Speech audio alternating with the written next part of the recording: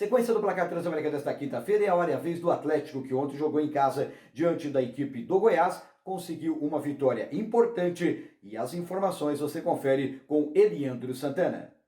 Olá para você que acompanha o placar Transamérica. O Furacão esteve em campo ontem no segundo compromisso pelo Campeonato Brasileiro, o primeiro no Joaquim Américo.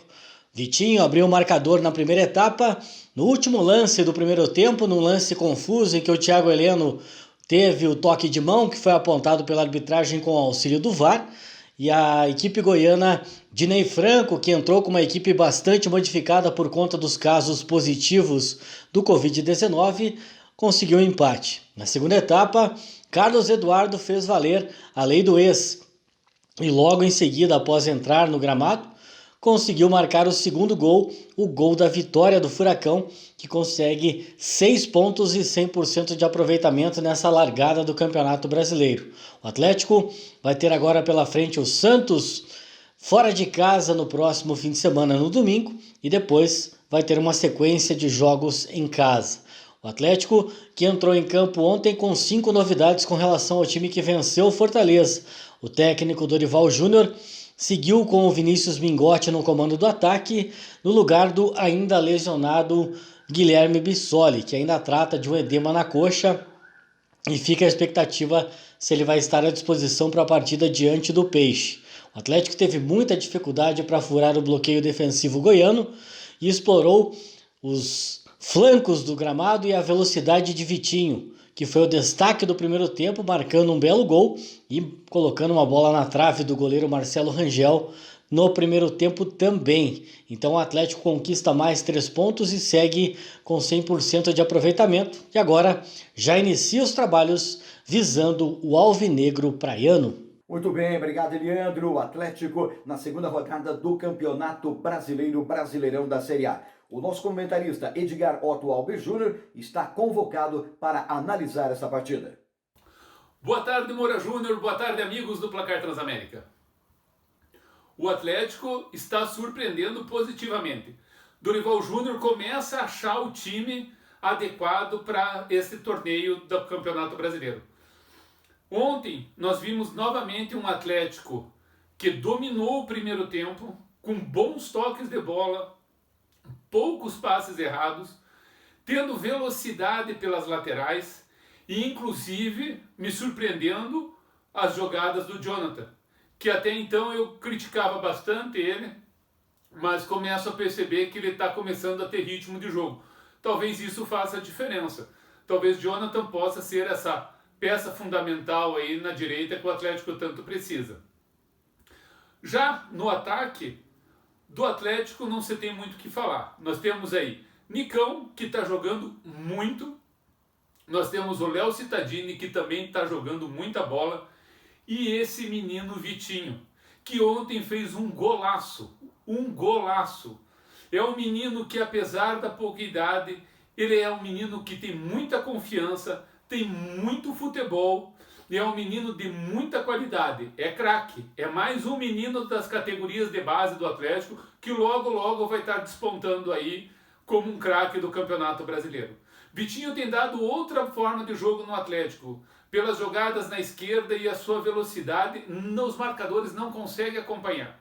Ele consegue abrir as jogadas, ele consegue entrar na área, e isso tem sido uma constante em todos os jogos do Atlético que ele tem atuado. O Vitinho consegue ingressar na área e assim fazer a diferença.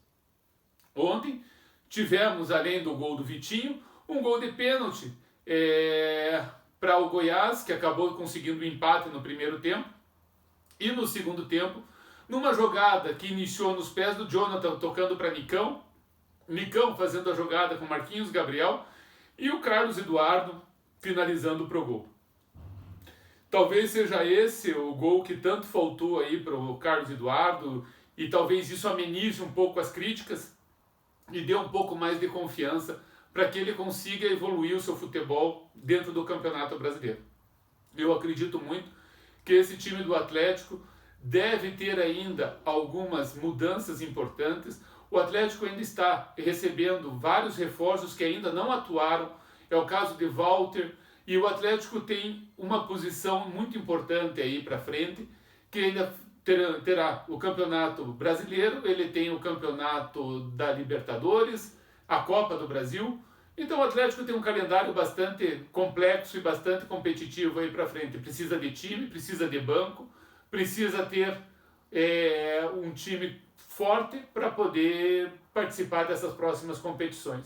E acho que está no caminho certo. Dorival Júnior tem feito um bom trabalho, apesar de algumas críticas no início, quando chegou aqui no Atlético, ele tem encontrado essa forma de atuar e começar a trabalhar os jogadores, trazendo algumas peças novas, alguns meninos novos, dando oportunidade para esses garotos aí dentro do time.